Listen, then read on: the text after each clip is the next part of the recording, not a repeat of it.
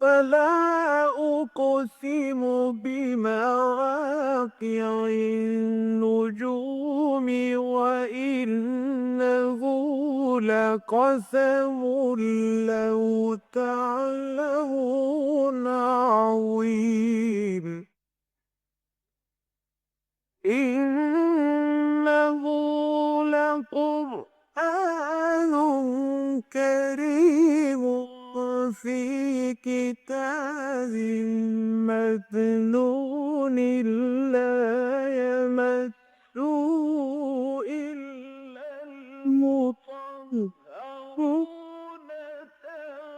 تنزيل من رب العالمين.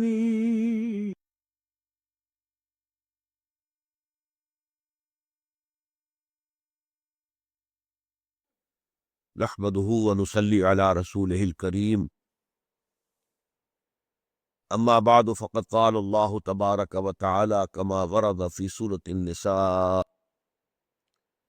أعوذ بالله من الشيطان الرجيم بسم الله الرحمن الرحيم يا أيها الذين آمنوا كونوا قوامين بالقسط شهداء لله ولو على أنفسكم أو الوالدين والأقربين إن يكن غنيا أو فقيرا فالله أولى بهما فلا تتبعوا الهوى أن تعدلوا وإن تلووا أو تعرضوا فإن الله كان بما تعملون خبيرا يا أيها الذين آمنوا بالله ورسوله والكتاب الذي نزل على رسوله والكتاب الذي أنزل من قبل ومن يكفر بالله وملائكته وكتبه ورسله واليوم الآخر فقد ضل ضلالا بعيدا إن الذين آمنوا ثم كفروا ثم آمنوا ثم كفروا ثم ازدادوا كفرا لم يكن الله ليغفر لهم ولا ليهديهم سبيلا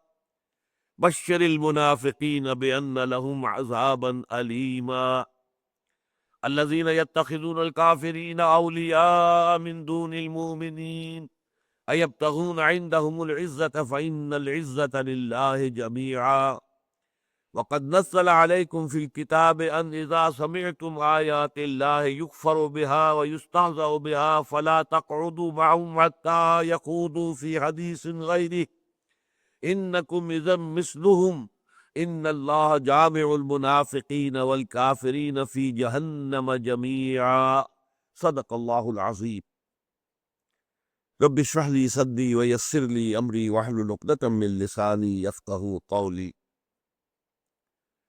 سورہ نساء کی آیت نمبر 136 قرآن مجید کی اہم ترین آیات میں سے ایک ہے۔ اس میں امت مسلمہ کا جو مقام اور مرتبہ ہے، جو اس کے ذمے اللہ کی طرف سے ایک فریضہ عائد کیا گیا ہے، اس کا ذکر ہے۔ جیسے کہ ہم نے دیکھا سورہ بقرہ میں وَكَذَلِكَ جَعَلْنَاكُمْ أُمَّةً وَسَطًا لِتَكُونُوا شُهَدَاءَ عَلَى النَّاسِ وَيَكُونَ الرَّسُولُ عَلَيْكُمْ شَهِيدًا۔ اسی طرح ہم نے تمہیں ایک امت وسط بنایا ہے، درمیانی امت بنایا ہے، بہترین امت بنایا ہے، تاکہ تم گواہ ہو جاؤ پوری نوع انسانی پر اور اللہ کے رسول گواہ ہو جائیں تم پر۔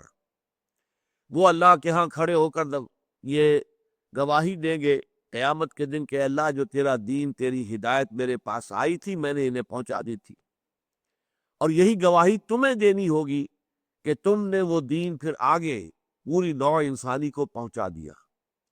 خدا نہ خواستہ اگر اس میں تم ناکام نکلے تو گویا کہ لوگوں کی جو گمراہی ہے اس کا وبال بھی تم پر آئے گا کہ اللہ انہوں نے ہم تک بات پہنچائی نہیں، ان کے ذمہ تھا ہم تک پہنچانا۔ یہی مضمون پھر آگے آ گیا ہے سورہ آل عمران میں، کنتم خیر امت اخرجت للناس تأمرون بالمعروف وتنہون عن المنکر وتؤمنون باللہ۔ تم وہ بہترین امت ہو جسے دنیا والوں کے لیے نکالا گیا ہے۔ دنیا کی دوسری قومیں اپنے لیے جیتی ہیں اور اپنے لیے محنت کرتی ہیں، اپنی فلاح، اپنی محدود، اپنا غلبہ، اپنی قوت، لیکن یہ کہ تمہیں تو دنیا والوں کے لیے جینا ہے۔ ہم تو جیتے ہیں کہ دنیا میں تیرا نام رہے، کہیں ممکن ہے کہ ساقی نہ رہے، جام رہے، تمہیں ساقی بننا، یہ جام ہدایت ہے قرآن مجید، اسے پوری دنیا میں پھیرانا ہے، نیکی کا حکم دینا ہے، بدی سے روکنا ہے۔ تمہارا تو گویا کہ فرض منصبی یہ ہے کہ تم اللہ کی طرف سے یہاں پر اس زمین پر تم پولیس فورس ہو۔ جیسے ہر حکومت کی ایک پولیس فورس ہوتی ہے، ایسے ہی وہ ڈیوائن کنگڈم جو ہے آسمان اور زمین کی، اس میں امت مسلمہ کو پولیس فورس کی حیثیت حاصل ہے کہ وہ نیکی کو قائم کرے، بدی کو روکے، نیکی کا حکم دے، بدی سے منع کرے۔ اب یہ تیسرا مقام ہے کہ جس میں امت کا بحیثیت مجموعی جو رول ہے، جو کردار ہے، جو ذمہ داری اسے سونپی گئی ہے، وہ سامنے آ رہی ہے۔ اس سے اگلی صورت میں پھر یہی آیت ذرا مختلف ترتیب کے ساتھ سامنے آئے گی۔ تو یہ چاروں صورتیں جو ہیں مدنی، جو طویل ہیں، اور شروع میں ہے قرآن مجید کے سورہ بقرہ، سورہ آل عمران، سورہ نساء، سورہ مائدہ، ان چاروں میں یہ مضمون موجود ہے۔ چنانچہ یہاں کن الفاظ میں آیا ہے، یا ایھا الذین آمنوا، اے اہل ایمان، کونوا قوامین بالقسط، بن جاؤ پوری طاقت کے ساتھ کھڑے ہونے والے عدل و انصاف کے لیے۔ کونوا قوامین، قام یقوم قائم، کھڑا ہونا، قائم وہ جو کھڑا ہے، فعال کے وزن پر قوام، پوری طاقت سے کھڑا ہے، ہر دم کھڑا ہے، یہ تمہارا رول ہے۔ قوامین بالقسط، عدل انصاف، دنیا میں سے ظلم کا خاتمہ اور عدل و انصاف کا قیام، یہ تمہاری ذمہ داری ہے۔ شہداء للہ، اللہ کے حق میں گواہی دیتے ہوئے، یعنی اللہ نے تمہیں دیا ہے نظام عدل و قسط، اللہ نے بتایا ہے کس کا کیا حق ہے، تو گویا کہ جب عدل و قسط قائم کرتے ہو تو تم اللہ کی گواہی دے رہے ہو، اللہ کے گواہ بن کر کھڑے ہو جاؤ گے۔ یہ گویا کہ ایک ہی سکے کے دو پہلو ہیں۔ اگر تم قوام بالقسط بنتے ہو تو گویا کہ شہداء للہ بن جاتے ہو، اللہ کے حق میں گواہی دینے والے۔ اگر تم اللہ کے حق میں گواہی دینے والے بنتے ہو تو گویا کہ تم قوام بالقسط بن جاتے ہو۔ یہ مضمون کس قدر اہم ہے، اس کو یوں سمجھیے کہ قرآن مجید میں سب سے پہلے تو یہ بات سامنے آتی ہے کہ اللہ کی صفات میں سے یہ ہے کہ وہ حق کو قائم کرنے والا ہے۔ یہ سورہ آل عمران کی آیت ہے، شہد اللہ انہ لا الہ الا ہوا والملائکۃ واولو العلم قائما بالقسط، اللہ تعالیٰ خود گواہ ہے اس پر کہ اس کے سوا کوئی معبود نہیں، اور سارے فرشتے اس پر گواہ ہیں، اور انسانوں میں سے جو اولو العلم ہے، علم، فہم، شعور رکھنے والے، وہ بھی گواہ ہے، اور یہ کہ قائما بالقسط، اللہ عدل و انصاف کا قائم کرنے والا ہے۔ اس اعتبار سے آپ غور کریں گے تو ایک اور نقطہ سامنے آنا چاہیے کہ اللہ تعالیٰ کے جو صفاتی نام ہیں وہ یا تو فاعل کے وزن پر آتے ہیں، یا فعیل کے وزن پر آتے ہیں، یا فعال کے وزن پر آتے ہیں۔ علیم فعیل کے وزن پر ہو گیا، اسی طریقے سے ستار، غفار، یہ جو ہے فعال کے وزن پر ہے۔ اسی طریقے سے کوئی جو ہے الرافع، الخافض، اٹھانے والا، گرانے والا، یہ اسم فاعل ہے۔ تو یا تو اسم فاعل کے وزن پر، اور یا پھر فعیل جو صفت مشبہ کا وزن ہے، اور یا فعال جو مبالغے کا صیغہ ہے۔ لیکن ایک اللہ تعالیٰ کا اس صفاتی نام وہ ہے کہ جو بشتر ہے، العدل، مجسم عدل۔ اب یہ لفظ مجسم اللہ کے شایان شان نہیں ہے، لیکن کیا کریں، ہمارے پاس کوئی اور لفظ ہے نہیں۔ جیسے ہم کہتے ہیں سراپا عدل، وہ تو عدل ہی عدل ہے، سراپا عدل ہے۔ اب سراپا کا لفظ بھی اللہ کے لیے اس کی شان کے شایان نہیں ہے، نہ اس کا سر ہے نہ پیر ہے، تو سراپا یہ تو اردو میں ہم بولتے ہیں کسی شخص کی پوری شخصیت کو واضح کرنے کے لیے۔ اسی طرح نہ اس کا کوئی جسم ہے کہ اس کو ہم یہ کہیں کہ وہ تو عدل مجسم ہے۔ لیکن کیا کریں، ہمارے پاس جو ہماری لغت ہے، ہماری وکیبلری میں وہ لفظ ہے ہی نہیں کہ جو اللہ کے شایان شان۔ تو یہ العدل اللہ کا ایک نام ہے کہ وہ عدل کامل، اور عدل جو ہے یہ گویا کہ اس کی صفت لازم ہے۔ اس کو در حقیقت ذرا ایک انتہا پر پہنچا دیا ہے معتزلہ نے اور اہل تشیع نے، روافض نے۔ ان کا موقع یہ ہے کہ اللہ پر عدل کرنا لازم ہے، اللہ پر لازم ہے کہ وہ نیکوکار کو اچھا جزا دے، اچھا بدلہ دے، اور بدکار کو سزا دے، لازم ہے اس پر۔ اہل سنت کا ہمارا موقف یہ ہے کہ اللہ پر کوئی شے لازم نہیں ہے، اللہ اس سے بہت بلند و بالا ہے، سوائے ایک شے کے جو اس نے خود کہا میں نے اپنے اوپر لازم کر دی ہے۔ کتب اللہ علی نفسہ الرحمہ، اللہ نے اپنے اوپر واجب کر لی ہے رحمت، رحمت تو واجب ہے، لیکن یہ ہے کہ اللہ تعالیٰ کسی نیک وکار کو سزا دے، جہنم میں ڈال دے، اس کا اختیار ہے، کسی بدکار کو وہ مغفرت کر دے، اس کا اختیار ہے۔ اگرچہ ہم جانتے ہیں کہ وہ نیک وکاروں کو بدلہ دے گا، اچھا بدلہ دے گا، جزا دے گا، بدکاروں کو سزا دے گا، لیکن یہ اور بات ہے کہ وہ ایسا کرے گا، اور یہ اور بات ہے کہ ہم کہیں کہ ایسا کرنا اس پر لازم ہو۔ تو یہ در حقیقت معتزلہ کا اور اہل تشیع کا، روافض کا موقف ہے کہ اللہ پر لازم ہے عدل، تاہم اگر اس انتہا تک نہ جائے تب بھی یہ بات تو ہے کہ عدل جو ہے اللہ تعالیٰ کی نمایاں صفات میں سے ہے۔ چنانچہ اسی کے ساتھ ہمیں یاد آ جانی چاہیے آیت سورہ حدید کی آیت نمبر 24، وہاں جو فرمایا گیا، بلکہ آیت نمبر 25 ہے غالباً، کہ اللہ تعالیٰ نے نبوت اور رسالت کا سلسلہ شروع ہی کیا اس لیے کہ لوگ عدل پر قائم ہوں۔ لقد ارسلنا رسلنا بالبینات وانزلنا معهم الکتاب والمیزان لیقوم الناس بالقسط، ہم نے اپنے رسولوں کو بھیجا ہے واضح تعلیمات کے ساتھ، واضح نشانیوں کے ساتھ، واضح معجزات کے ساتھ، ان کے ساتھ اپنی کتاب اتاری ہے، شریعت اتاری ہے، اور میزان اتاری ہے۔ اس سب کا مقصد کیا ہے؟ لیقوم الناس بالقسط، تاکہ لوگ عدل پر قائم ہوں، قسط پر قائم ہوں۔ یہ گویا کہ اگر یہی نہیں ہوتا اور صرف کتاب پڑھ کر ثواب لے لیا جائے تو یہ تو کوئی فائدہ نہ ہوا، پھر اس کتاب کے نازل کرنے کا فائدہ تو ہوگا تب جبکہ وہ نظام عمل جو اس نے دیا اسے قائم کیا۔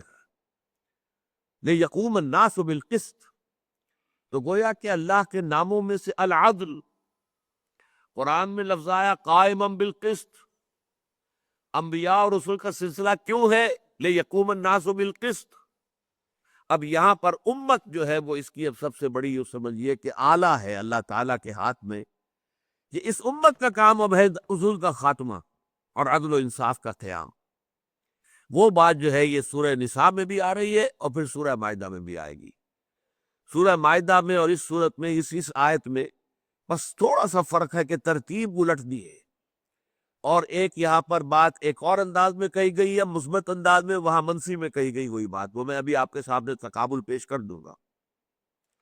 یہاں کیا فرمایا؟ یا ایھا الذین آمنوا، اے اہل ایمان، کونوا قوامین بالقسط شہداء للہ، اے ایمان والو بن جاؤ پوری طاقت سے کھڑے ہونے والے، یہ فعال کا صیغہ آ گیا، قوام بالقسط، خود بھی قائم رہو قسط و عدل پر اور قائم کرو قسط اور عدل کو، شہداء للہ، اللہ کے حق میں گواہی دیتے ہوئے۔ اب ذرا نوٹ کیجئے گا، اس وقت وہ آیت تو سامنے آپ کے نہیں ہے، یہی مضمون سورہ مائدہ میں آیا، یا ایھا الذین آمنوا کونوا قوامین للہ شہداء بالقسط، صرف وہ دونوں چیزیں جو ہے ترتیب الٹ گئی، قوامین بالقسط ہے، شہداء للہ یہاں ہے، قوامین للہ ہے، شہداء بالقسط، یہ سورہ مائدہ کی آیت نمبر 8 ہے۔ گویا کہ جو میں نے بات ابتدا میں عرض کی تھی کہ اللہ کے حق میں گواہی اور عدل و انصاف کا قیام، یہ ایک ہی سکے کے دو پہلو ہیں۔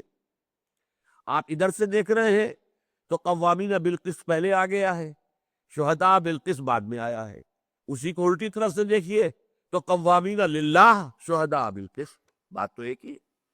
جب اللہ خود قائم بالقسط ہے، جب اللہ خود عدل ہے، تو اب جو امت اس کے ماننے والوں پر مشتمل ہے، اللہ کو مانتی ہے، اللہ پر ایمان رکھ، اس کا فرض ہے کہ وہ دنیا میں عدل و انصاف کو قائم کرے اللہ کی حق میں گواہی دینے کے لیے، اس لیے کہ وہ خود عدل ہے، العدل، تو اس کے حق میں گواہی کیا ہوگی؟ یہی کہ اس کے نظام عدل و قسط کو قائم کیا جائے۔ اچھا، اب یہاں پر فرمایا گیا کہ تمہیں اس عدل و انصاف سے روکنے والی چیزیں کیا ہو سکتی ہیں؟ یہاں ایک پہلو لایا گیا، سورہ مائدہ کی آیت میں دوسرا پہلو آ جائے گا۔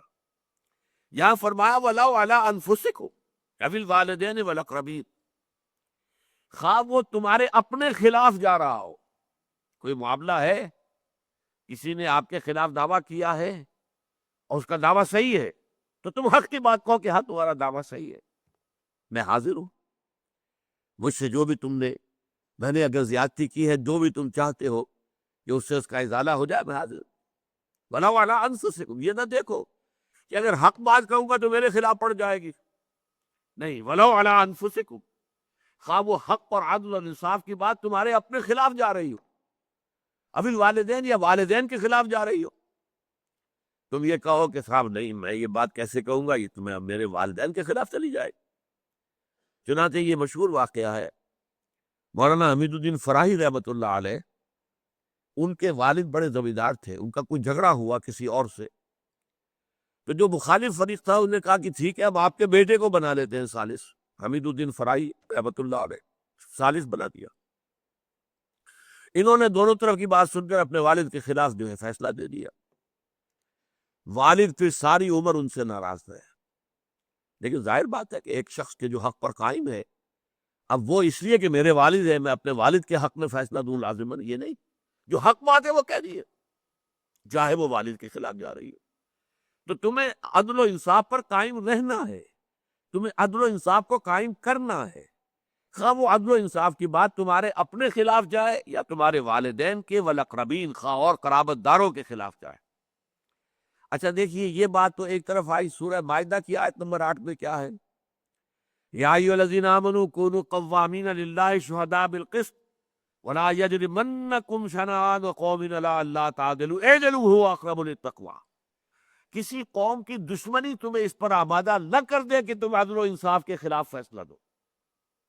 یہاں ہے تمہاری محبت آڑے نہ آ جائے، اپنے مفاد کی محبت، اپنے والدین کی محبت، اپنے قرابت داروں کی محبت، کہیں وہ نہ آڑے آ جائے کہ تم عدل و انصاف کے راستے سے ہٹ جاؤ۔ وہاں فرمایا کسی کی دشمنی نہ تمہیں اس پر آمادہ کر دے، الا اللہ تعدلوا، کہ تم عدل سے کام نہ لو، اعدلوا، عدل سے کام لو، هو اقرب للتقوی، وہی تقوی سے مناسب تر ہے۔ تو یہ آیت 135 سورہ نساء کی اور آیت نمبر 8 سورہ مائدہ کی، یہ بالکل ایک دوسرے کا ریسیپروکل ہے، ایک دوسرے کے ساتھ عکسی ترتیب ہے۔ یا ایھا الذین آمنوا کونوا قوامین بالقسط شہداء للہ، یا ایھا الذین آمنوا کونوا قوامین للہ شہداء بالقسط۔ یہاں فرمایا وَلَوْ عَلَىٰ أَنفُسِكُمْ أَوِ الْوَالِدَيْنِ وَالْأَقْرَبِينَ، وہاں فرمایا لَا يَجْرِمَنَّكُمْ شَنآنُ قَوْمٍ عَلَىٰ أَلَّا تَعْدِلُوا۔ ایسا نہ ہو کہ پھر کسی قوم کی جو ہے نفرت اور دشمنی تمہیں اس پر آمادہ کر دے کہ تم حق اور انصاف کے راستے سے پھر جاؤ۔ اب یہاں فرمایا ان یکن غنیا او فقیرا فاللہ اولیٰ بہما، اگر کوئی غنی ہو یا فقیر تو اللہ تعالیٰ ان سے کہیں بڑھ کر خیر خواہ ہے، ولی ہے۔ یہ ولی سے اولا بنا ہے، ولی یہ فعیل کے وزن پر ہے، اور اس کا افعل بنے گا اولا، وہ میرا ولی ہے تو اس سے آگے بڑھ جائے گا اولا، میرا بہت ہی زیادہ ولی ہے، بہت بڑا ولی ہے، بہت بڑا پشت بنا ہے، بہت بڑا حمایتی ہے، بہت بڑا مددگار ہے۔ اب یہاں کیا بات ہے؟ یہ بھی نفسیاتی بات ہے۔ بھائی ٹھیک ہے، اس مقدمے میں حق بات تو یہ ہے کہ اس امیر آدمی کا حق ہے، لیکن یہ غریب ہے، چلو اس کی غربت کا خیال کر کے اس کے حق میں فیصلہ لو۔ غلط بات، تم اس غربت کے اور کسی کے امیر ہونے کے ٹھیکیدار نہیں، تمہیں عدل پر قائم رہنا ہے۔ باقی اللہ تعالیٰ اس غنی کا بھی ولی ہے اور اس جو فقیر ہے اس کا بھی ولی ہے، وہ ان کی مصلحتیں وہ خود دیکھے گا، تم نہیں ہو اس مقام پر کہ تم یہ طے کرو کہ یہ بیچارہ غریب ہے، اسے کوئی ڈگری مل جائے گی، اس کے حق میں ہو جائے گا، اسے کوئی جائیداد کا ٹکڑا مل جائے گا تو اچھا، قطعاً نہیں۔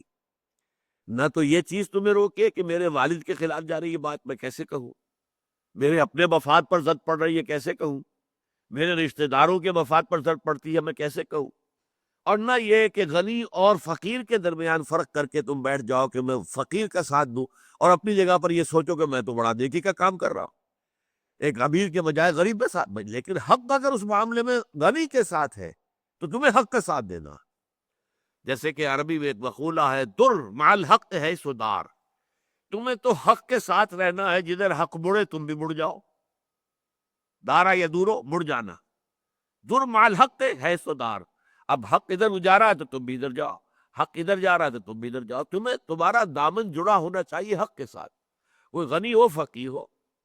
ان یکن غنیا او فقیرا فاللہ اولیٰ بہما، اللہ تعالیٰ ان کی مصلحتوں کو جاننے والا ہے، اللہ تعالیٰ تو ان سے کہیں بڑھ کر ان کا خیر خواہ ہے، اللہ تعالیٰ ان کے حق میں جو ہے جو بھی بہتر ہوگا فیصلہ کر دے گا۔ فلا تتبعوا الہویٰ ان تعدلوا، دیکھنا ایسا نہ ہو کہ خواہش نفس کی پیروی کرتے ہوئے تم عدل سے ہٹ جاؤ۔ وَإِن تَلْوُوا أَوْ تُعْرِضُوا، اور اگر تم توڑو مروڑو گے، بعض اوقات ایسا ہوتا ہے کہ ایک آدمی سیدھی بات کرے تو وہ تو سیدھی ہو جاتی ہے، ذرا ہیر پھیر کر کے اس بات کو چھوڑا جائے مروڑا جائے، یہ تلوو ہے۔ جیسے کہ یلوون انفسہم، وہ اپنی زبانوں کو توڑتے تھے مروڑتے تھے، منافق اور یہودی، کہ اگر کہنا ہے حضور سے کہ راعینا، ذرا ہماری طرف توجہ فرمائے، تو راعینا راعینا، اے ہمارے چرواہے، اب دل میں خوش ہو رہے ہیں ہم نے انہیں چرواہا کہا ہے، لیکن اگر کہے کوئی کچھ پکڑے، تمہارا دماغ خراب ہے، تمہارے کان میں معلوم ہوتا ہے کہ میل بہت جمع ہو گیا، ہم نے تو رائنا کہا تھا۔ لیکن یہ کہ یہ سب وہ زبان کو ذرا سی لوچ دے کے اور اس کے اندر جو ہے ایک معنی کا جو ہے تبدیل کر دیا، تو ایسا نہ کرو۔ وَإِن تَلْوُوا أَوْ تُعْرِضُوا، یا اعراض کرو گے حق کے راستے سے، کنارہ کشی کرو گے، فَإِنَّ اللَّهَ كَانَ بِمَا تَعْمَلُونَ خَبِيرًا، تو جان لو کہ اللہ تعالیٰ جو کچھ تم کر رہے ہو اس سے باخبر ہے۔ ایسا نہیں ہے کہ اللہ تعالیٰ جو ہے وہ تمہارے اس طرح کے توڑنے مروڑنے سے اور کو بہانے بنانے ہیلے کرنے سے اللہ دھوکہ کھا جائے گا، نہیں، اللہ پوری طرح باخبر ہے جو کچھ تم کر رہے ہو۔ اب اس کے بعد جو آیت آ رہی ہے وہ بھی قرآن مجید کی اہم ترین آیات میں سے، یا ایھا الذین آمنوا آمنوا باللہ ورسولہ والکتاب الذی نزل علی رسولہ والکتاب الذی انزل من قبل، اے ایمان والو، ایمان لاؤ اللہ پر اور اس کے رسول پر صلی اللہ علیہ وسلم، اور اس کتاب پر جو اس نے اپنے رسول پر نازل کی، اور اس کتاب پر جو اس نے پہلے نازل کی تھی۔ یہ کیا ہے مفہوم؟ ذرا غور طلب ہے، ہمارے دروس میں تو یہ بار بار آیا ہے مضمون کہ اصل میں ایمان دو طرح کا ہے۔ ایک ایمان ہے جو زبان پر تو ہے، دل میں نہیں ہے، زبان سے کہہ رہے ہیں آمنت باللہ وملائکتہ وکتبہ ورسلہ والیوم الآخر والقدر خیرہ وشرہ من اللہ تعالی والبعث بعد الموت، زبان سے کہہ رہے ہیں اشہد ان لا الہ الا اللہ واشہد ان محمد رسول اللہ، دل میں نہیں ہے۔ اب دل میں نہ ہونے کی دو کیفیتیں ہو سکتی، ایک تو یہ کہ دل میں کچھ بھی نہیں ہے، دل خالی ہے، ایک یہ کہ دل میں نفاق ہے۔ دل میں نفاق جو ہے یہ ایک منفی ویلیو ہو گئی، اور دل میں کچھ نہ ہونا یہ زیرو ویلیو ہے۔ میں عرض کیا کرتا ہوں کہ یوں سمجھیے جیسے گراف بناتے ہیں ہم، درمیان میں زیرو، اس کے رائٹ سائڈ پہ +1 +2 +3 +4 +5 پلس انفینٹی، بائیں طرف -1 -2 -3 -4 -5 مائنس انفینٹی، تو ایک پلس ویلیو ہے ایمان۔ دل میں ایمان ہے، +1 ہے یا +2 ہے یا +3 ہے، بہت بڑا ایمان، بہت زیادہ ایمان، پلس انفینٹی ابو بکر والا ایمان، محمد الرسول اللہ والا ایمان صلی اللہ علیہ وسلم، اور ادھر مائنس، یہ منافقت ہے۔ منافقت درجہ اول کی بھی ہو سکتی، درجہ دوم کی بھی، درجہ سوم کی بھی، -1 -2 -3، ان دونوں کے مابین ایک زیرو لیول ہے، ایک ایسی کیفیت قلب کی کہ نہ ایمان ہے اور نہ ہی نفاق ہے، نہ مائنس ویلیو ہے نہ پلس ہے، تو کیا ہے؟ زیرو ہے۔ یہ دونوں کیفیتیں جو ہے اس میں کور ہو جائیں گی کہ اگر تمہارے دل میں نفاق ہے، معاذ اللہ، دل کو ٹلوڑ لو، اس کی اصلاح کی فکر کرو، اور اگر نفاق نہیں ہے الحمدللہ، لیکن یہ کہ یقین والا ایمان بھی نہیں ہے، دل میں وہ یقین بھی نہیں ہے، ان دونوں کیفیتوں میں خطاب کیا جا رہا ہے۔ اے وہ لوگوں جو ایمان قانونی کا تقاضا تو پورا کر چکے ہو، تم نے کہہ دیا اشہد ان لا الہ الا اللہ واشہد ان محمد رسول اللہ، ایمان کا قانونی تقاضا پورا ہو گیا، اب تم مسلمان ہو، اور کوئی دوسرا شخص یہ نہیں کہہ سکتا تم مومن نہیں ہو۔ ہم پڑھ چکے لستا مومنا، کبھی نہ کہنا کسی کو تم مومن نہیں ہو، اس لیے کہ تمہیں کیا پتا اس کے دل میں کیا ہے، ہم تو نہیں طے کر سکتے کہ اس کے دل میں ایمان ہے یا نہیں ہے، یہ تو اللہ جانتا ہے، دل کا معاملہ تو اللہ تعالیٰ کے علم ہے، ہمارے علم میں تو نہیں، لیکن ہم اسے کہیں گے ٹھیک ہے۔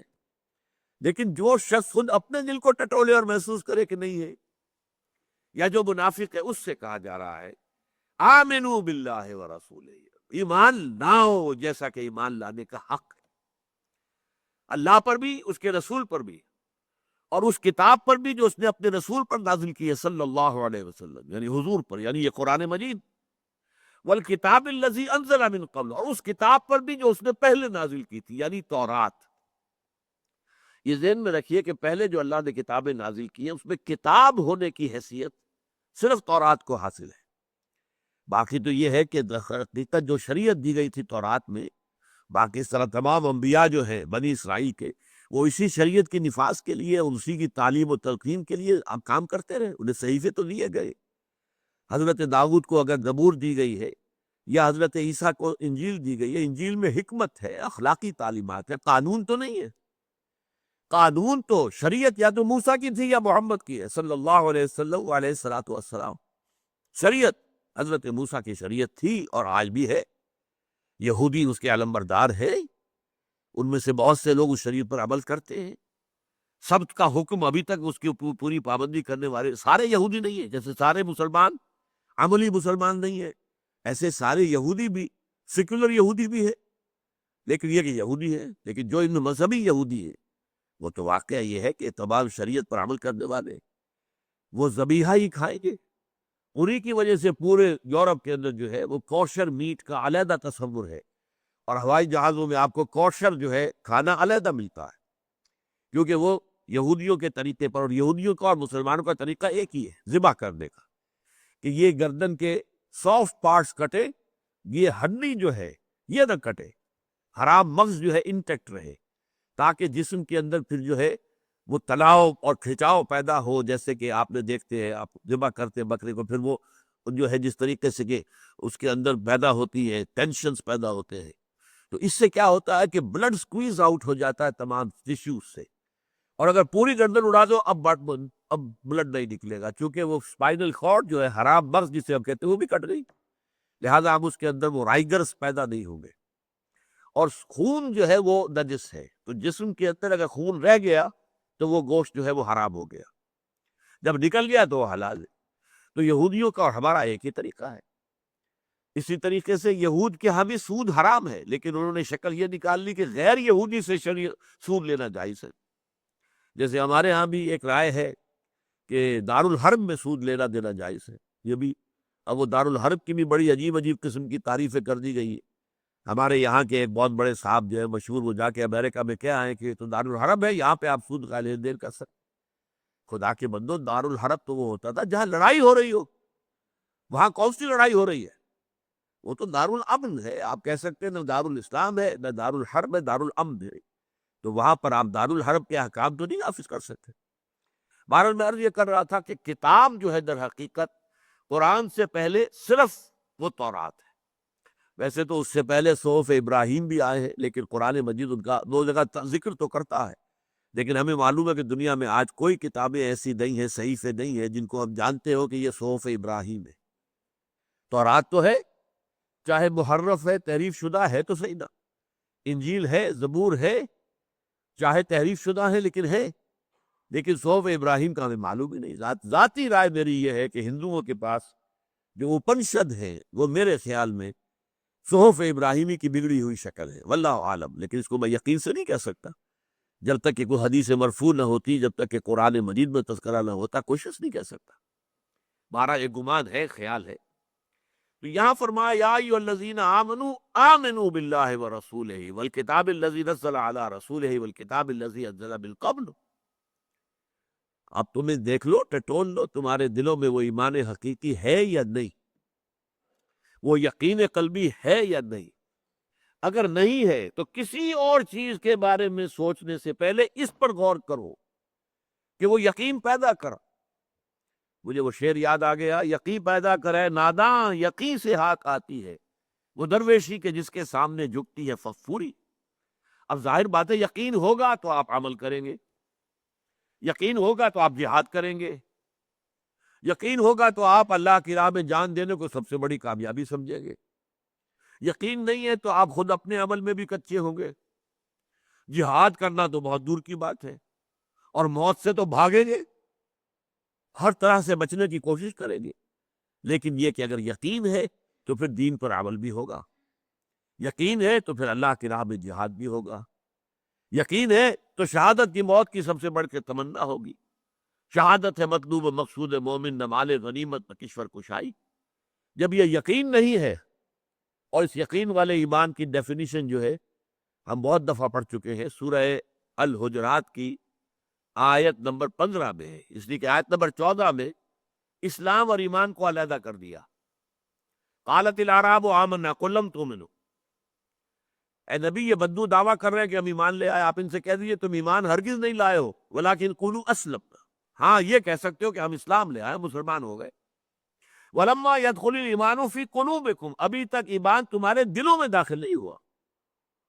یہاں فرق ہو گیا کہ ایک ایمان وہ ہے جو ٹپ آف دی ٹنگ پر ہے، ایک ایمان وہ ہے جو راسخ ہو گیا، دل میں اتر کر جم گیا۔ اسی سورہ حجرات میں صحابہ کرام کے بارے میں کہا گیا وَلَكِنَّ اللَّهَ حَبَّبَ إِلَيْكُمُ الْإِيمَانَ وَزَيَّنَهُ فِي قُلُوبِكُمْ، اللہ نے تو تمہارے نزدیک ایمان کو بہت محبوب کر دیا ہے اور تمہارے دلوں میں کھما دیا ہے، مزین کر دیا تمہارے قلوب کو اس سے۔ تو یہ ایمان جو ہے اس کی تعریف کیا ہے؟ انما المؤمنون الذین آمنوا باللہ ورسولہ ثم لم یرتابوا وجاہدوا باموالہم وانفسہم فی سبیل اللہ۔ حقیقی مومن تو صرف وہ ہیں جو ایمان لائیں اللہ پر اور اس کے رسول پر، پھر شک ہرگز نہ کرے، یقین بن جائے، اور وہ اس کا عملی ثبوت کیا ہوگا؟ جہاد کرے اللہ کی راہ میں اپنی مالوں کے ساتھ، اپنی جانوں کے ساتھ۔ اولئک ھم الصادقون، صرف یہ لوگ سچے ہیں اگر یہ کہے کہ ہم مومن ہیں۔ تو یہ ایمان جو ہے، اب دو ایمان ہو گئے، ایک ایمان قانونی اقرار باللسان سے، ایک ایمان حقیقی قلب کے اندر یقین کی کیفیت۔ یہ جو ایمان قانونی ہے اس کے صرف 5 ارکان ہیں: شہادت، کلمہ شہادت، نماز، روزہ، حج، زکوٰۃ۔ یہ ایمان جو ہے یقین والا، اس کے مزید 2 ارکان ہو جائیں گے، شہادت ہی نہیں، یقین دل میں، اور نماز، روزہ، حج اور زکوٰۃ ہی نہیں، جہاد عمل میں، جو گویا کہ ایمان حقیقی کے 7 رکن ہو جائیں گے: دل میں یقین، زبان پر شہادت، نماز، روزہ، حج، زکوٰۃ اور جہاد فی سبیل اللہ۔ یہ ہے ایمان۔ تو اے قانونی ایمان کے حاملو، ایمان حقیقی لاؤ، ایمان حقیقی ایمان حاصل کرو اللہ پر، اس کے رسول پر اور اس کتاب پر جو اس نے اپنے رسول پر نازل کی، اور اس کتاب پر جو اس نے پہلے نازل کی تھی۔ اور یہاں ذرا فرق دیکھیے، قرآن کے لیے کہا گیا نزل، الذی نزل علی رسولہ، اور تورات کے بارے میں انزل۔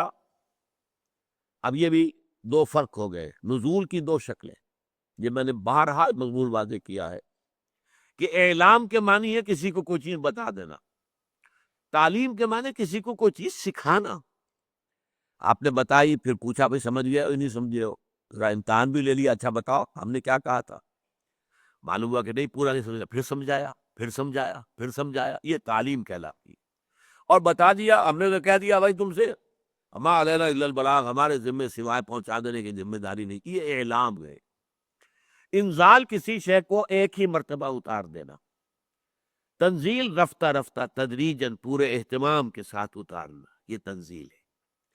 قرآن حضور پر 23 برس میں نازل ہوا ہے، تھوڑا تھوڑا تھوڑا تھوڑا تھوڑا تھوڑا تھوڑا تھوڑا، اگرچہ شب قدر میں پورا قرآن لوح محفوظ سے سمائے دنیا تک اتار دیا گیا، اس کے لیے انزال آتا ہے، شہر رمضان الذی انزل فیہ القرآن انا انزلناہ فی لیلۃ القدر، یہاں انزال آ رہا ہے اس لیے کہ پورا قرآن لوح محفوظ سے وہ سمائے دنیا تک نازل کر دیا، پھر یہاں سے تھوڑا تھوڑا حضرت جبرائیل وقت کی ضرورت کے مطابق نازل کرتے رہے اللہ کے حکم کے تحت، یہ ہے تنزیل۔ یہ 23 برس میں مکمل ہوئی ہے۔ کہ جو تورات بنیادی تھی جس میں احکام تھے، 10 کمانڈمنٹس، وہ تو پتھر کی تختیوں پر دے دی گئی ایک دم، حضرت موسیٰ کو کوہ طور پر دے دی گئی، اس لیے اس کے لیے انزال کا لفظ آیا ہے، اور قرآن تنزیل۔ یا ایھا الذین آمنوا آمنوا باللہ ورسولہ والکتاب الذی نزل علی رسولہ والکتاب الذی انزل من قبل ومن یکفر باللہ، اور جو کوئی کفر کرے گا اللہ پر، وملائکتہ ہی اور اس کے فرشتوں سے، وکتبہ ہی اور اس کی کتابوں سے، ورسولہ ہی اور اس کے رسولوں سے، والیوم الآخر اور پچھلے دن سے، یعنی قیامت کا وہ دن یوم القیامہ جس میں حساب کتاب ہوگا، جزا و سزا کے فیصلے ہوں گے، فقد ضل ضلالا بعیدا، تو وہ تو گمراہ ہو گیا اور گمراہی میں بہت دور نکل گیا۔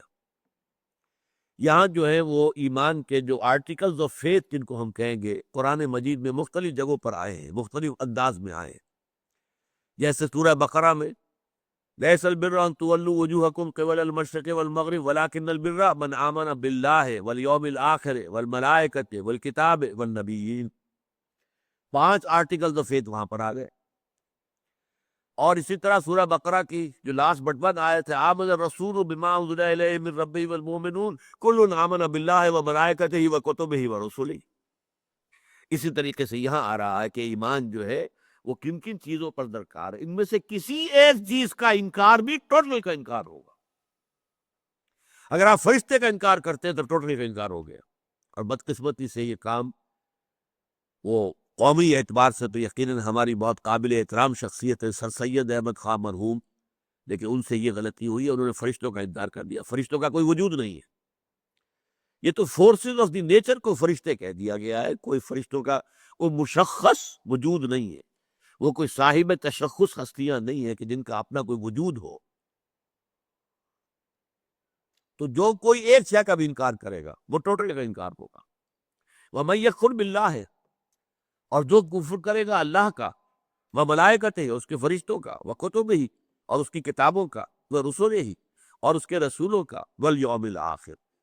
اب وَالْيَوْمِ الْآخِرِ میں مزید پھر جو چیزیں شامل ہوگی وہ یہ ہے کہ بعث بعد الموت، اسی لیے کہ جو حدیث جبرائیل میں جو لفظ آیا وہ بعث بعد الموت یہ آیا ہے۔ الایمان ان تؤمن باللہ وملائکتہ وکتبہ ورسلہ والیوم الآخر والقدر خیرہ وشرہ من اللہ تعالی والبعث بعد الموت، یہ حدیث جبرائیل میں ایمان کی ڈیفینیشن آئی ہے۔ تو وہاں دو چیزیں آنی، ایک قدر کا تقدیر پر ایمان، اور مرنے کے بعد دوبارہ اٹھ کھڑے ہونے کا ایمان۔ بعث بعد الموت ہوگی تو یوم قیامت ہوگا نا، اور یوم قیامت میں محاسبہ ہوگا، حساب کتاب ہوگا، فیصلے ہوں گے۔ کچھ خوش قسمت وہ ہوں گے جو سیدھے جنت میں چلے جائیں گے، کچھ بدبخت وہ ہوں گے جو ہمیشہ کے لیے جہنم کے حوالے ہوں گے، کچھ بیچ میں ایسے بھی ہوں گے جن میں ایمان تھا تو صحیح لیکن اتنا کمزور تھا کہ وہ ان کے اعمال جو ہے ان کے اندر ظاہر نہیں ہو سکا پورے طور پر۔ تو نیک عمل بھی کچھ کیے ایمان کے تحت اور ساتھ ہی بد عملیاں بھی رہی، تو ان کے اعمال کو تولا جائے گا۔ پڑھنا کون سا بھاری ہے؟ نیکیوں کا پڑھنا بھاری ہے تو جاؤ سیدھے چلے جاؤ جنت کے اندر، چاہے ایمان کمزور تھا لیکن تمہارا نیکیوں کا پڑھنا بھاری ہے، جاؤ۔ اور ایمان کمزور تھا اور نیکیوں کی بجائے بدیوں کا پڑھنا بھاری ہے تو بھائی جہنم میں جاؤ، وہاں تمہاری صفائی ہوگی۔ دیکھیے صفائی جو ہے دھوبی کیا کرتا ہے، پہلے کپڑوں کو بٹی چڑھاتا ہے، نیچے آگ ہے اور وہ ابل رہے ہیں اس کے اندر کپڑے جو ہے، اسی طرح جہنم کی آگ میں تپا کر تمہیں صاف کیا جائے گا۔ سونے کو اسی طرح صاف کرتے ہیں، پہلے آگ میں لگا کے اسے پگھلائیں گے تو پھر اس میں سے جو ہے جو چیز امپیورٹی ہے وہ علیحدہ ہوگی، اور پھر آپ کو معلوم ہے کہ وہ پٹختا ہے کپڑوں کو پتھروں کے اوپر۔ تو یہ مختلف دو چیزیں ہو گئی۔ اسی طرح اللہ تعالیٰ کی طرف سے ان لوگوں کو عذاب ملے گا جہنم میں، جیسے جیسے کوئی صاف ہوتا جائے گا اسے باہر نکال کر، اس کی تفاصیل احادیث میں آئی ہیں، جب باہر نکالا جائے گا تو ایسے ہوگا جیسے کوئلے کے مانند جلا ہوا، اس کے بعد رفتہ رفتہ اس کی کیفیت بہتر ہوگی، اور پھر یہ ہے وہ اس کو جنت میں داخل کر دیا جائے۔ تو 3 کیٹیگریز ہو گئی، ایک وہ کہ جن میں ایمان سرے سے نہیں تھا، سیدھے جہنم میں اور ہمیشہ ہمیش کے لیے، ایک وہ کہ جن کا ایمان بھی بہت تھا اور اعمال بھی غالب تھے، نیکی کا پڑھنا بھاری تھا، وہ سیدھے جنت میں اور ہمیشہ ہمیش کے لیے۔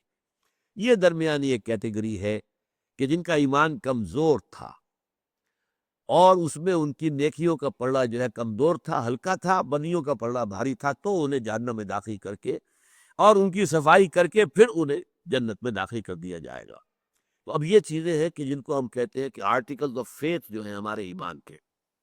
تو جو کوئی بھی کفر کرے گا اللہ کا، وہ ملائکتہ ہی، اس کے فرشتوں کا، وہ کتب ہی، اس کی کتابوں کا، وہ رسول ہی، اور اس کے رسولوں کا، والیوم الآخر، اور وہ پچھلے دن کا، قیامت کے دن کا، فقد ضل ضلالا بعیدا۔ اچھا اب یہ تو کیفیت آ گئی کفر اور ایمان۔ اب ایک درمیانی کیفیت ہے، جیسے میں نے بتایا نا کہ جہاں آخرت میں قیامت کے دن بھی 3 کیٹیگریز ہو جائیں گی۔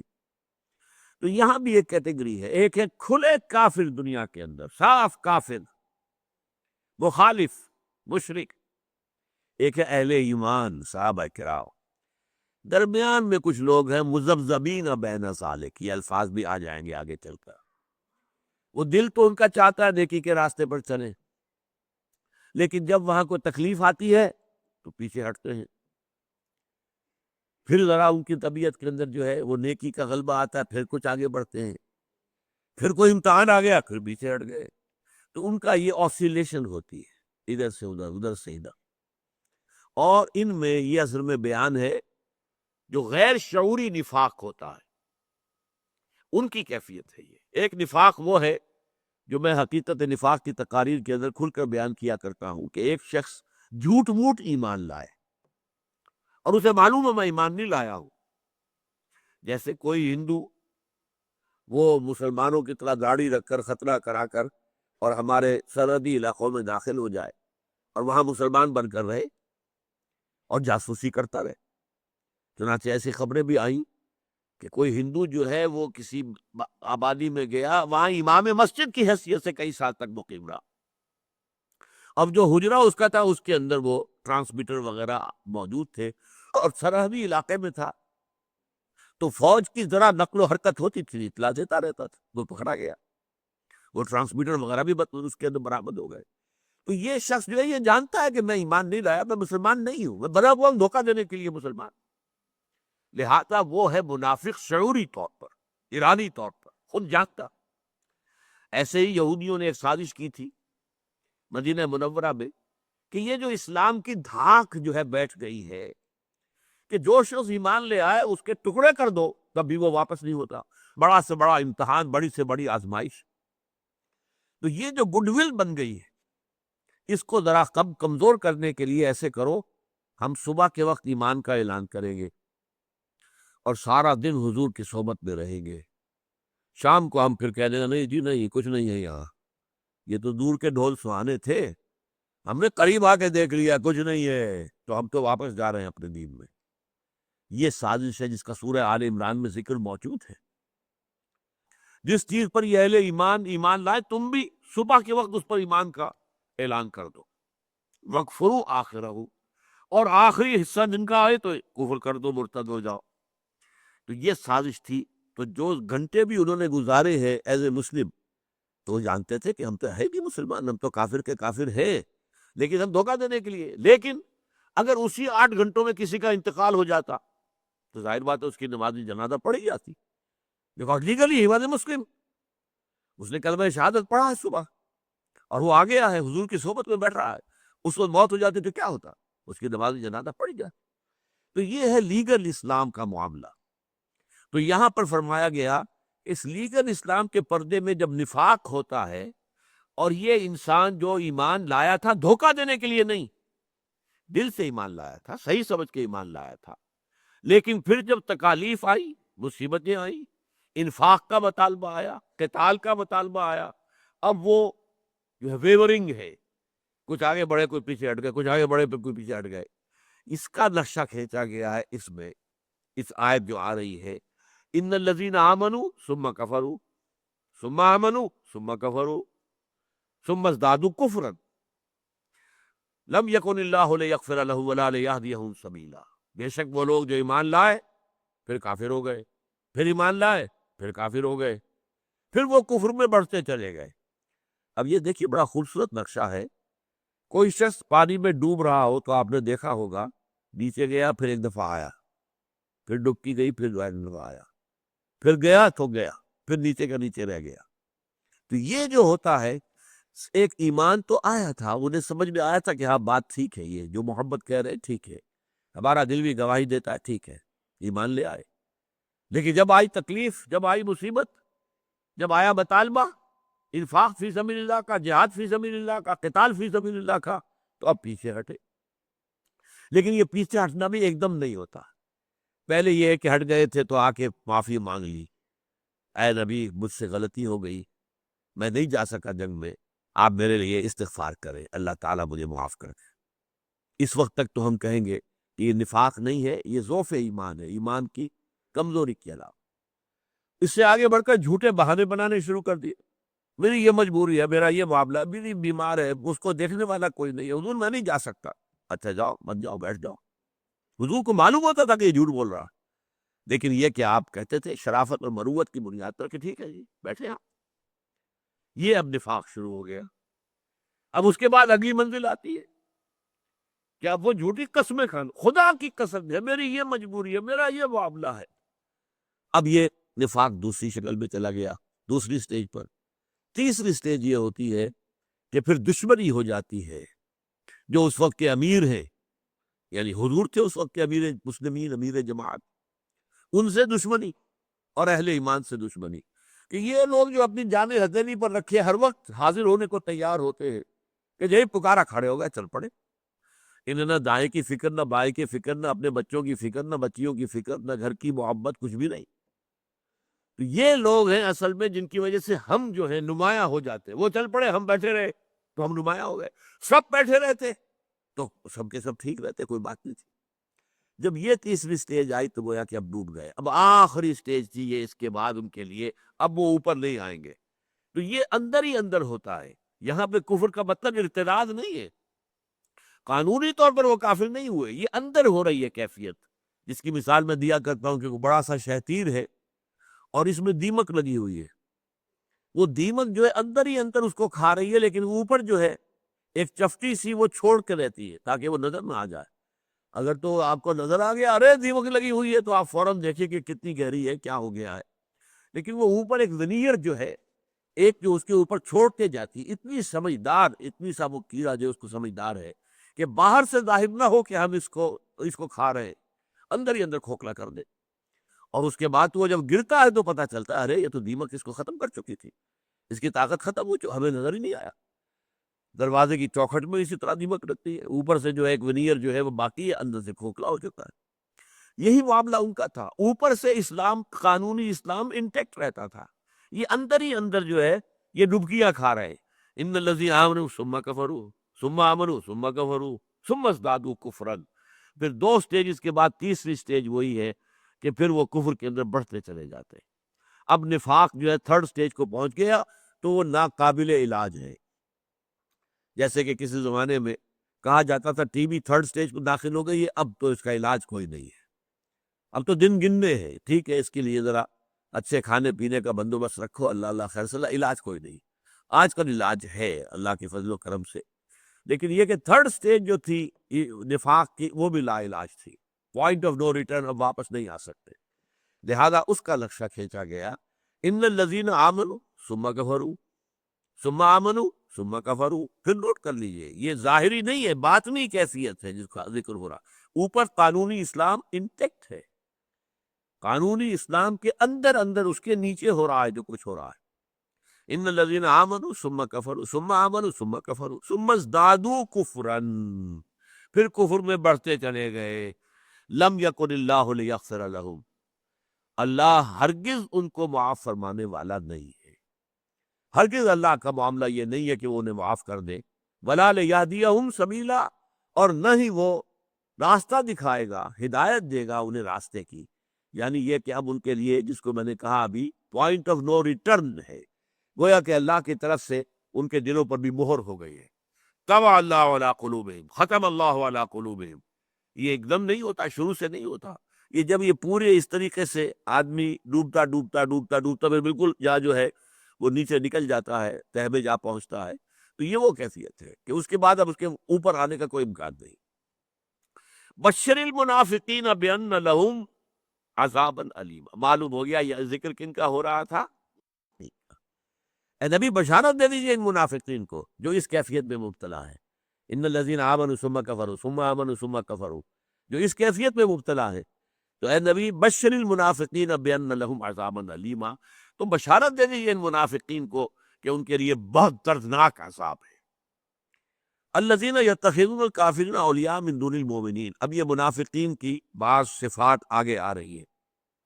جیسے کہ میں نے عرض کیا تھا سورہ نساء کا اکثر و بیشتر حصہ جو ہے نفاق اور منافقین کے ذکر پر اور ان کی تفاصیل جو ہے اس پر مشتمل ہے، اکثر حصہ. اگرچہ جیسے یہاں لفظ منافق آ گیا ہے، دوسری جگہوں پر آپ کو لفظ منافق نہیں ملے گا، لیکن ہے بھی. لیکن یہ کہ یہ سارا ہمیں دیکھنا پڑتا ہے کہ اگرچہ یا ایھا الذین آمنو کہا جا رہا ہے، لیکن یہ اصل میں یہاں مخاطب کون ہے؟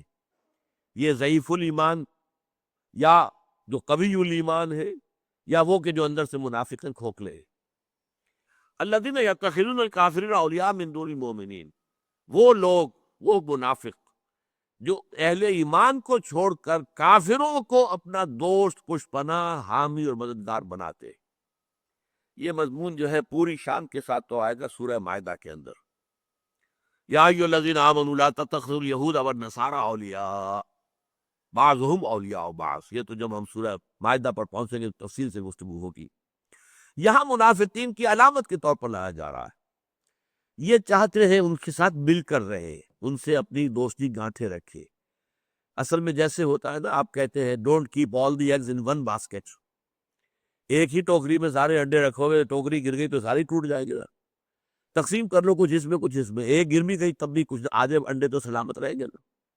اسی طریقے سے وہ اپنی وفاداریاں تقسیم کر دیتے تھے۔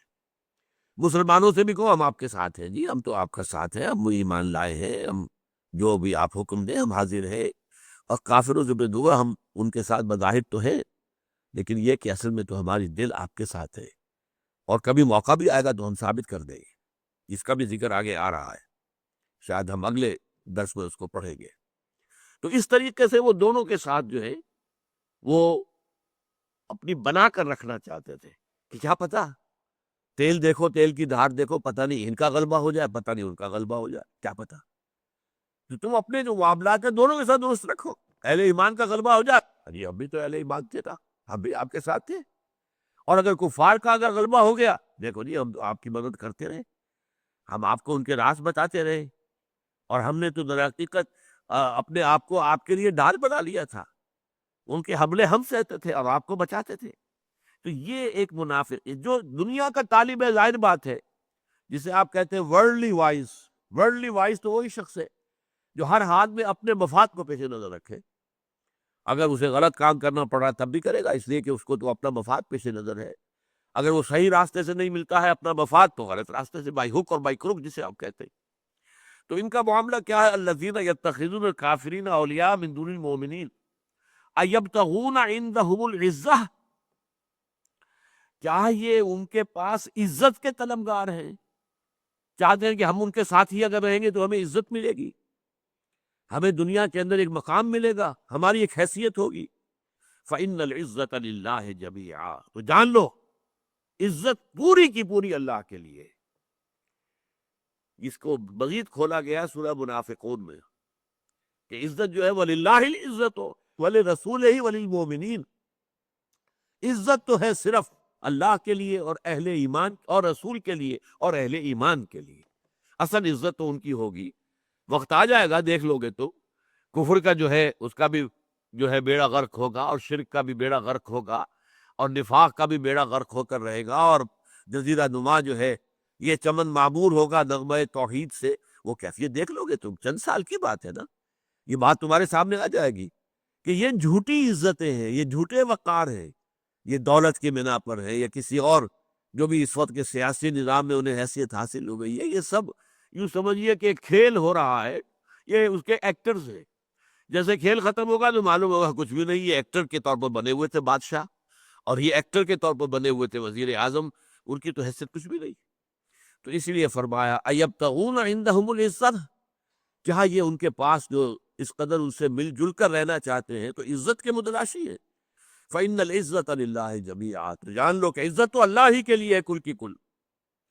ان کی ایک اور علامت بیان ہوئی، وقد نزل علیکم فی الکتاب، اور تم پر یہ بات نازل کر دی گئی تھی کتاب میں، اللہ نے نازل کر دی تھی یہ ہدایت کتاب میں۔ اس سے مراد ہے سورہ انعام کی ایک آیت، وہ ابھی میں کوٹ کر دوں گا، کہ ان سے کیا کہا گیا تھا، ان اذا سمعتم آیات اللہ یکفر بہا ویستہزأ بہا، کہ اہل ایمان جب تم سنو کہ اللہ کی آیات کا انکار کیا جا رہا ہے یا استہزاء کیا جا رہا ہے۔ یہ کافر لوگ جو ہوتے تھے وہ اپنی محفلوں میں مذاق اڑایا کرتے تھے، لو جی آج محمد نے یہ کہہ دیا صلی اللہ علیہ وسلم، یہ کہہ دیا 19 فرشتے ہیں جہنم کے اوپر، تو 19 تو کوئی زیادہ نہیں ہے، ان میں سے ایک نے کہا بھائی 10 کے لیے تو میں کافی ہوں اکیلا، باقی 9 کی تم فکر کر لینا۔ اس طرح سے مذاق ہنسی مذاق میں اڑایا کرتے تھے۔ اب اگر کوئی منافق ہے ان کے پاس بیٹھا رہتا ہے، سنتا رہتا ہے، نہ کوئی احتجاج کرتا ہے نہ وہاں سے اٹھ کر جاتا ہے۔ اچھا احتجاج کرے گا تو مار پڑ جائے گی، تو کم سے کم یہ تو کرے نا کہ وہاں سے اٹھ کے چلا جائے۔ یہ حکم تھا جو سورہ انعام میں آ گیا تھا، مکی صورتوں میں۔ وہ کیا ہے وہ میں آیت آپ کو سنا رہا ہوں۔ وَإِذَا رَأَيْتَ الَّذِينَ يَخُوضُونَ فِي آيَاتِنَا، جب تم دیکھو کہ ان لوگوں کو جو ہماری آیات میں مین میخ نکال رہے ہیں، فَأَعْرِضْ عَنْهُمْ، تو ان سے اعراض کر لو، ہٹ جاؤ وہاں سے، حتیٰ یخوضوا فی حدیث غیرہ، یہاں تک کہ وہ کسی اور بات میں مشغول ہو جائیں۔ یعنی یہ کہ مومن صادق کا ظاہر بات ہے اسے تعلق توڑنا تو نہیں ہے، ان تک حق پہنچانا ہے، دعوت و تبلیغ کرنی ہے۔ اگر بالکل مقاطعہ کر دیں تو پھر کیسے موقع ملے گا دعوت تبلیغ کا؟ لیکن یہ کرو کہ جب ایسا ہو رہا ہو تب ان کے پاس مت بیٹھو، وہاں سے اٹھ کر چلے جاؤ۔ اذا رأیت الذین یخوضون فی آیاتنا فاعرض عنہم حتی یخوضوا فی حدیث غیرہ، یہاں تک کہ وہ کسی اور معاملے کے اندر اب ان کی گفتگو کا رخ جو ہے وہ بدل جائے، پلٹ جائے، کسی اور معاملے پر بات کر رہے ہیں، تو اس وقت تک کے لیے تم ان سے کنارہ کشی اختیار کیے رکھو۔ وَإِمَّا يُنْسِيَنَّكَ الشَّيْطَانُ، اور اگر کہیں تمہیں شیطان بھلا ہی دے، اس محفل میں بیٹھے تھے تمسخر شروع ہو گیا ہے حضور کے بارے میں اور قرآن کے بارے میں، تمہیں یاد نہیں رہا کہ ہماری تو ہدایت یہ تھی، پھر اچانک درمیان میں یاد آ گیا کہ یہ تو غلط کام میں کر رہا ہوں۔ وَإِمَّا يُنْسِيَنَّكَ الشَّيْطَانُ فَلَا تَقْعُدْ بَعْدَ الذِّكْرَىٰ مَعَ الْقَوْمِ الظَّالِمِينَ، تو جب بات یاد آ جائے تو پھر مزید مت بیٹھنا، پھر بھی بیٹھو گے تو پھر مجرم ہوگے، پھر اللہ تعالیٰ کے یہاں حساب ہو جائے گا، پھر تم سے پوچھا جائے گا، تو you will be responsible, you will be held accountable. یہی بات یہاں پر دہرا دی گئی ہے۔ وَقَدْ نَزَّلَ عَلَيْكُمْ فِي الْكِتَابِ أَنْ إِذَا سَمِعْتُمْ آيَاتِ اللَّهِ يُكْفَرُ بِهَا وَيُسْتَهْزَأُ بِهَا فَلَا تَقْعُدُوا مَعَهُمْ حَتَّىٰ يَخُوضُوا فِي حَدِيثٍ غَيْرِهِ، یہ بات تم پر نازل کر دی گئی تھی کہ جب تم دیکھو سنو اللہ کی آیات کا انکار بھی کیا جا رہا ہے اور مذاق اڑایا جا رہا ہے، تو مت بیٹھو ان کے ساتھ یہاں تک کہ وہ کسی اور بات میں مشغول ہو جائے۔ اِنَّكُمْ إِذًا مِثْلُهُمْ، اگر تم وہاں بیٹھے رہو گے تو ان جیسے ہی ہوگے، تم بھی اللہ کے نزدیک ان جیسے ہوگے، ان کے ساتھ شمار کیا جائے گا۔